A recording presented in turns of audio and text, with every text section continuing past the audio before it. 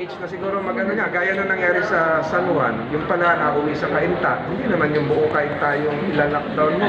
So yung subdivision lang yung inuwian ng mag-asawa, siguro pwedeng maapektuhan. But you're not proposing buong Metro Manila unless ganun katindi Kung na. ganun katindi na. Sir, how detrimental would it be to the economy if we will lock down Metro Manila? Eh isipin nyo yung putok lang ng Taal, bagsak na tayo, di ba? Sarado na yung airport, sarado na yung Philippine Stock Exchange, walang pasok. So, pag nagsara, eh sarado na talaga tayo. Bagsak talaga yun. So for now, sabi ni Secretary, social distancing. Social distancing, avoid yung mga Speak the more lang yun. tanungin nyo si Secretary Villapen. Nakita ko pa ako sa Thank you.